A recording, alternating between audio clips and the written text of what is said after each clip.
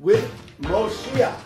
Great team name. I think best team name of the season. Really loved it. Going off Mo Money and all that. Everyone said he's going to have problems, but why would you name your team that? So we went with Moshiach. Love it. Love their uniforms also. A lot of detail. It's like a baby blue, an Israeli vibe with white and a little yellow there. There's a dove with an olive branch. Wow. I like all messianic colors. I like the themes. colors Beautiful. For heat purposes. Baby blue, not going to get too hot in the July days. You know, the black looks cool in April and May, but then, you know, it's 100 degrees on a game 5 and you can't breathe on a Friday. So baby blue, nice choice from a color. Although the Knights won. beat you, it was 128 degrees that you were day. white, and I was cramping. And you were white. And I was cramping, exactly. So. Okay, so Moshiach, Mo Haber, I think everyone thought Yedid was going to Mishon with the first overall pick. He didn't. Mo Haber ended up scooping up Max Yedid. So that's the basic cornerstone of this team, is that they're going to be a pitching first team. He passed up every bat in the league except for MC to get Yedid. Very interesting. When going pitcher, and when Yedid has had the most success, because there's been years 1 hit, there's been years swimming. 2 different teams. Same Yedid, a defense around him in 1 hit, not so great. He looked average. Maybe made the playoffs. Maybe didn't make the playoffs. Long game. Swimming, put a great field of 7 Gold Glovers around him, best pitcher of all time. So when you pick him first, the strategy in my head would be pick a great defensive team and let's copy swimming the best we can, and he can hit a little bit and we can win 3-2. But we'll go through the field, you know, he's only as good as his field. He doesn't need a great offense. He just needs a great defense, is what you're saying. I'm saying if that's your strategy, if you're going to take your first round pick and put it into a pitcher, a pitcher the ball's going to be in play in our league 90% of the time. More. More. So as good as he is, it's not baseball where he can strike out the side and you have a dominant pitcher and he's gonna have his fair strikeouts. He's not gonna put extra runners on, but gotta make the plays. Has to make the throws. Has to play shortstop 14 weeks. Has to play infield for the first time in this league. So wait, let's talk about this because I put these down. I know Elsack plays left. I know Ruby plays short center. Al Zolta's a right fielder. Good. Buka's center. Fine. Mo Haber's at first. I don't know what's going on here. If you talk to me, yeah, he's an outfielder. Yeah. He's an outfielder. Yeah. He's an outfielder. Yeah. He's an outfielder. Right. And he's an outfielder. Oh my God. That's what I believe. I believe with his throwing problems, and I experienced them with the Tigers, great team guy, great leader. Second base is not, he could not, when he's not healthy, second base does not cover him. So how do you want him to make the outfield throw? Because when he doesn't have to throw to a base, he can throw the ball. I see. He just can't throw 6 feet on target. Come on. He cannot. I mean, you see it. Go through the videos of Tigers and go through the videos of Knights. He couldn't make the throws on the Knights either. It's been 2 years. Is he healthy? Is he going to Valera? He played last year for the Tigers. He played left, and he played great. So and he started to hit also because he was playing left. He could hit the cutoff. Throw it anywhere within 20 feet of the cutoff, man. Right. Just get it in. He's got a good enough arm like DK or like Los or like Bub in the outfield. For sure. Right. It's just when you have to throw to a base and now you have to make it an accurate throw, not so easy. And second base didn't really cover him when he was on the Knights. He moved to second and he still couldn't make the throw. So it's a question mark. Question mark. It's got to be a question mark. Okay. Otherwise, he's a first and second round pick. The reason why he's going where he went is because he cannot play defense. He doesn't have a place in the field right now. Which one of these guys play shortstop? Why not him?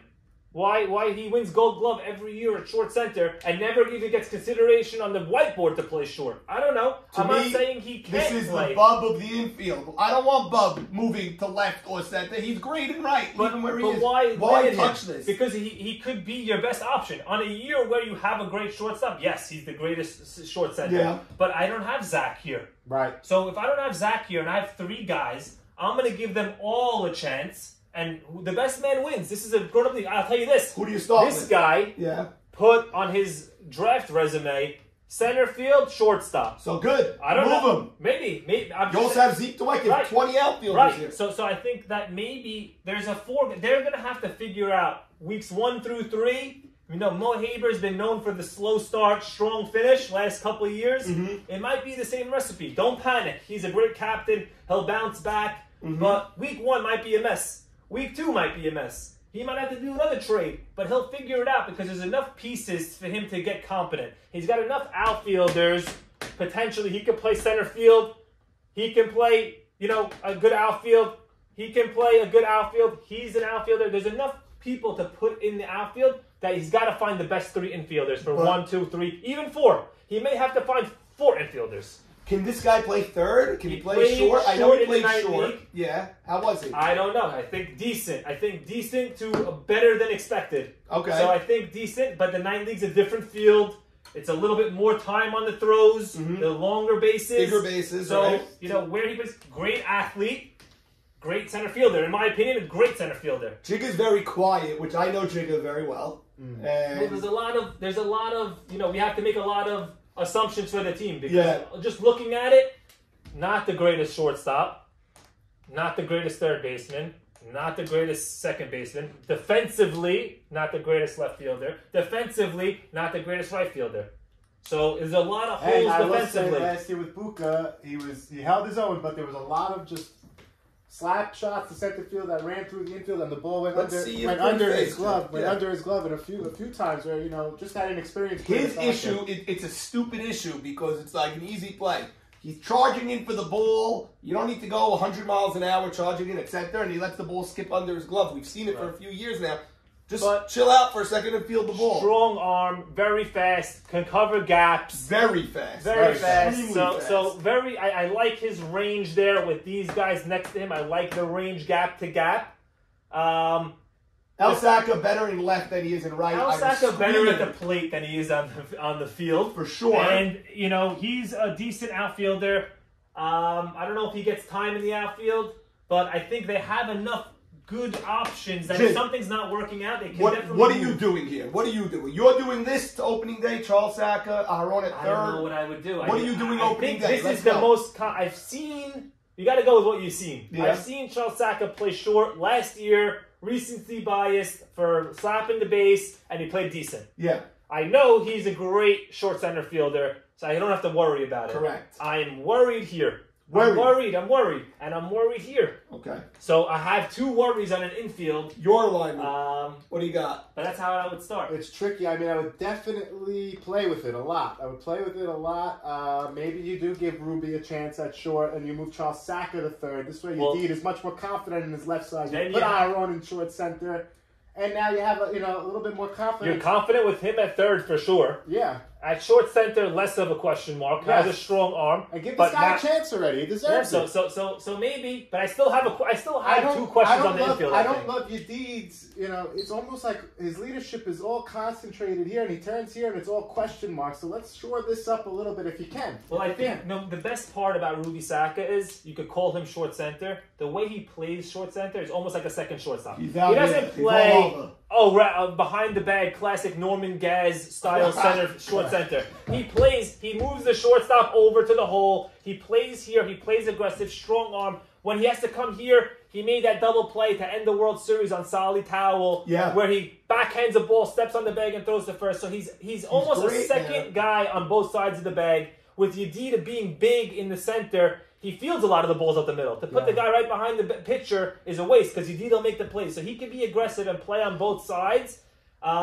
Question marks week 1. Let's see how they work out. To me, I believe Charles is a shortstop from what I saw last year.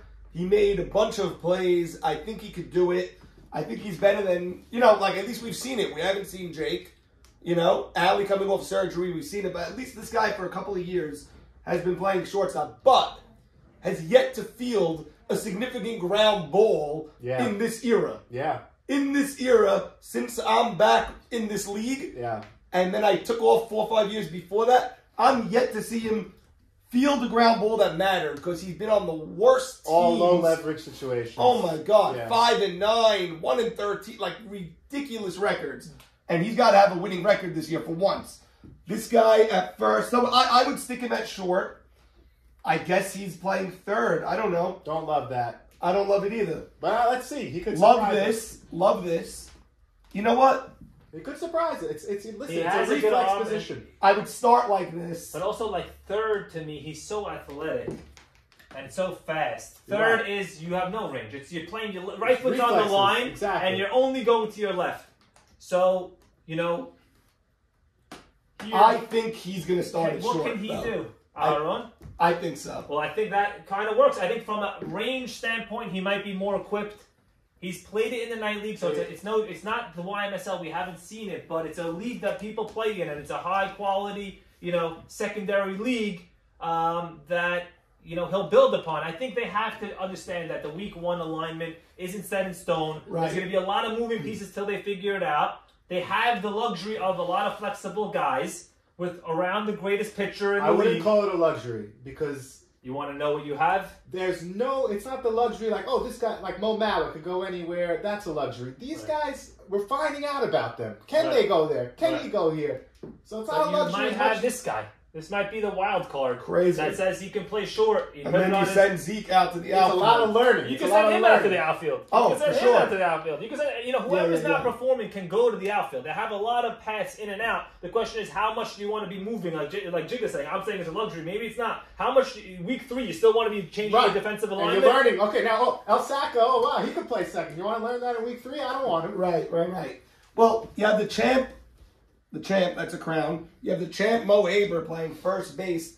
Not the most mobile first baseman. Not the best defensive first baseman. Not the best great defensive. leader. Will keep them together through it no matter what.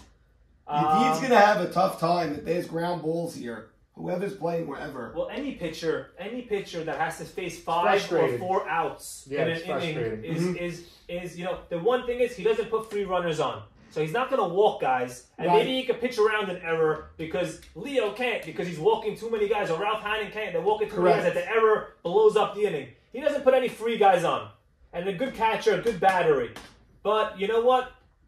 The errors can get them. If it's multiple errors, you know, the infield is suspect. Infield is suspect. If he gets frustrated, he does have AB pitcher warming up in the bullpen on That's that. what you want to do. So we have a bullpen for this team. Right, we have a bullpen for this team. What happens if AB pitcher Cohen doesn't show up? He doesn't have to show up. They're going to go with 11. They're going to run 11. He's not being replaced. He's in the league. He wants to stay on the team. I fully believe he will be traded by the trade deadline. deadline. Look at the end of the season, he's for sure missing 2 weeks. Yeah. Now I'm down to 10 players. Well, Zeke could catch. Okay, but if anyone else is missing any of those weeks or anything, he has to be replaced. It's not up to him. He doesn't want to be replaced. Mo has to have a competent team. There's a reason why the teams have 12 players. Correct. It's not because we just want to have guys sit on the bench. It's because all 12 guys are utilized and they're necessary. Guys miss weeks. Traveling is back. You need all 12. Especially towards the end of the year, there's different types of people missing that when you know your catcher's missing 2 weeks and you know your pitcher might be coming and might not coming, and he can only really pitch. He can't play the field anywhere. I know. He's not going to go in and catch. So, Listen, you're in trouble. What we don't want, let me be clear, is taking advantage of the rules. If someone doesn't show up, they don't show up. If you're going away with your wife or you have a bar mitzvah in Israel, whatever, someone doesn't show up, I can't make someone show up. What we don't want is the 9:08 arrival, and then he doesn't have to play, but he's there if you need him, and you don't have to put him in and all that nonsense. So, knowing what Mo Haber did last year, so you'll be monitoring that to make sure that AB was there on time and Ubers and flat tires, I am sure, like Mona Lisa Vito, I am sure he will do his utmost to get him there on time when he's showing up. Sneaky talent can hit. Can definitely hit. Can hit. So, Can being in the lineup, looking at their lineup, I never knew that. Not the greatest lineup. Can hit. He can hit like triples. He'll hit a ball over your head in right field. Never knew he that. Can hit. Very good hitter. He used to be a great hitter. Yeah. But still a good hitter. Still came up. I think he batted last year one game, a couple games, and got some hits. So on Make the Turtles Great Again, I caught him. He was a great hitter. He didn't bat that often. Whenever he did, he got a hit every time. Let's go through their lineup. Go for it. Aharon, I think last year was my breakout candidate. I thought he was going to be the Marty of last year where he comes from the 4th round and almost wins MVP. Got hurt, got derailed. A guy who hits around 400 but slugs higher than his average. Another guy who turns singles into doubles. I think this could be the year that he, I'm optimistic with him. Okay. Buka, I'm very high on Buka. And some guys offensively or slugs 900 from the center fielder. Hitting, he's just as high average as some of the guys who go picks 1, 2, and 3. So I like the top of their lineup. And El Saka is also a tremendous hitter. One of the few hitters who hit both in the regular season and in the playoffs. For El Caballos, they played 25 regular season games last year. Not a small sample size. Big sample size. They played a lot of baseball. That's how you get your money's worth for this league. You go deep into the postseason. All of a sudden, you're playing at half price per game. He played 25 games, and he hit in the regular season, and he hit even better in the playoffs. And did you notice that he used to hit over here, and now he hits down the right field line? He could say... Tremendous hitter. He does that walk-up, the old school type. Tremendous hitter. I think, justifies something that maybe he's lacking here or when he plays here. I think coming in on the ball has been a problem. I think a lot of balls fell in front of him and Farka. They both played a little bit too deep last year behind Jeffrey. They had Udit on the mound. Maybe he could play a little bit more shallow and be more comfortable. Funny about that point, he overcompensated after that and was playing too shallow. And the balls got into the gap. Yeah. There was also a drone on top of his head, but I like him in left. I don't like him. I have a lot of questions after the first 3. I have 0 questions. Maybe people might have a question with Aharon. I don't. I think the first 3 is great, and now let's get to the question mark period. I'm a big Aharon fan. He's just got to stay healthy already. Yeah, let's finish the year. Hopefully he does. Eshko, go for it.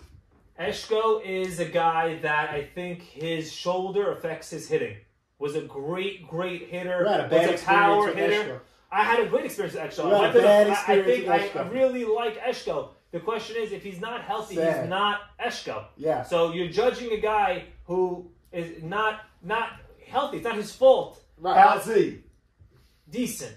And he's your 5 hitter. I like maybe, and I think it might be, Maxi Deed might be batting cleanup from day one. Maxi Deed might be batting. Is a great hitter. He could bat 2. He doesn't have the speed. I like the guy. Very slow. Very slow. Probably the slowest guy in the league. And there's a lot of slow guys. Yeah. But you have to play him almost 4 outfielders. I think that's how I play Maxi Deed because he's a fly ball hitter and he's a gap hitter. Yes. And, he can drive in a lot of runs.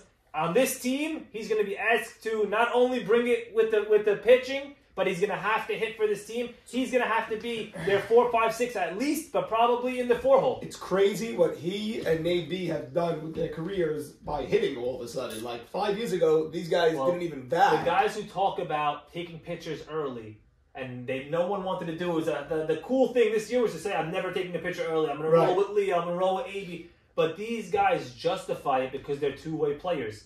They drive in runs. They hit for high average.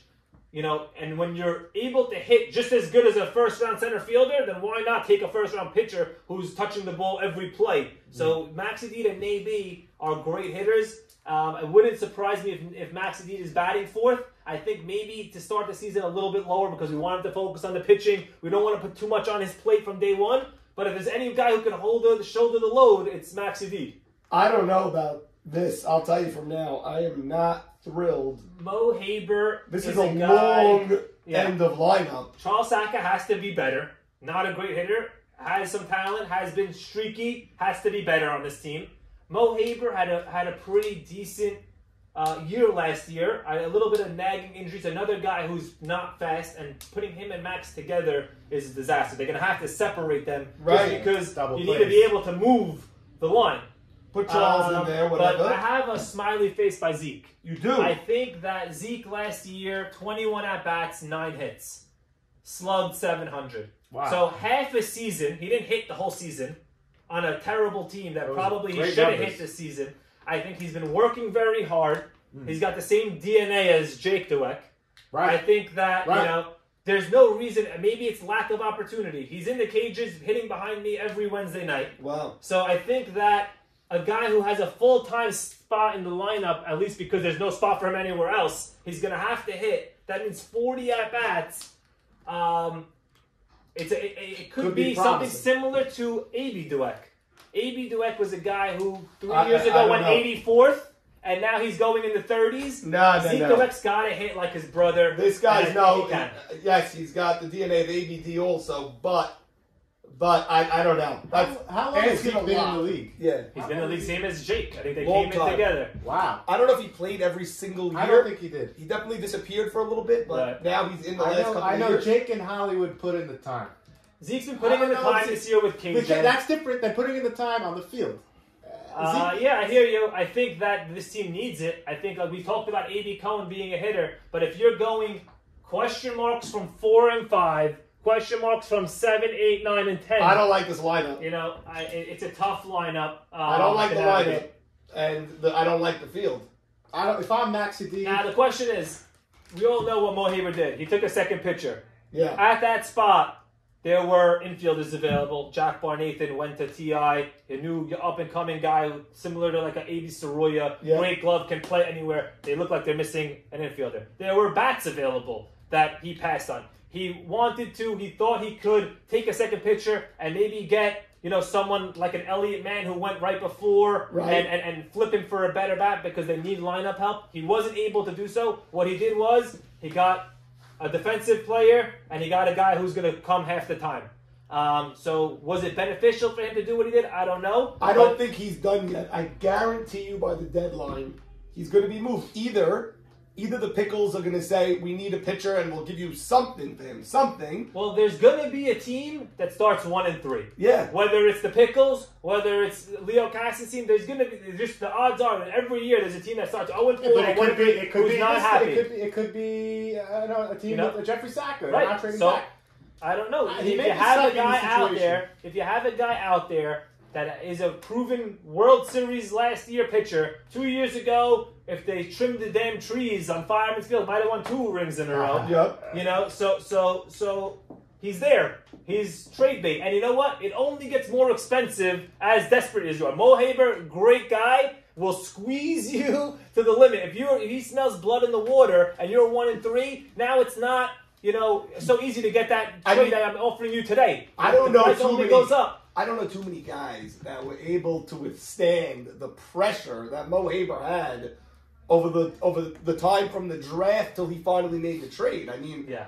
Well, you make your own bed. I mean, he put that on himself. He tried to go. I know, but he wouldn't cut his losses and say, "All right, give me 2. All right, give me Birdman," if that was even available or whatever. Right. He wouldn't cut his losses. There's a lot of question marks on this team. There is a pathway forward, like every team. If he plays great at short, if he plays good defensively, if he hits and he hits and he hits, if he's healthy, there's a lot of ifs. And when doing a whiteboard show and having so many question marks on a team, it definitely makes me uncomfortable. I'm gonna go C-. C-. Jigga. With the best pitcher. Yeah, I'll say this team with Maxi D did not do the best job building around Maxi D. I think they need to have somewhat of an identity, and right now there's no real identity on this team. They're not great at defense. They're not great at hitting. Their leadership is all on the right side. They have Maxi D, and that's a ticket in most years, very far into the playoffs. So I'll give him C+. I'm going with the D. This bothers me a lot. Okay, you have the inside scoop on Zeke. Let me see anything from him. See what happens with him. Charles got to start hitting the ball. Mo Haber's very slow. He's very slow. Even the top is good. It's not, oh my God. Yeah. I love Aaron. I love Buka. I love Elsack. What team doesn't have something like this in the top 3? They all have that. And then you have Eshko as cleanup. Alz, not loving it. Yedid is good. I'll give him a D+ because I have Yedid. He's so good. Mo Haber blessed again with the lowest grade. I know he likes that. He loves this. Yeah. Let him go and misquote this all season long. Yeah. I'm going D+ only because I have Yedid. Otherwise, we'd be looking at, should I do something now so we have something to send as the preview? Let's do this. I'll put it on the preview that we send out. Okay. We are looking at a big, if they didn't have Yedid, we are looking at a big, fat F. But they have Yedid, so I'm going D+. Okay. Back in.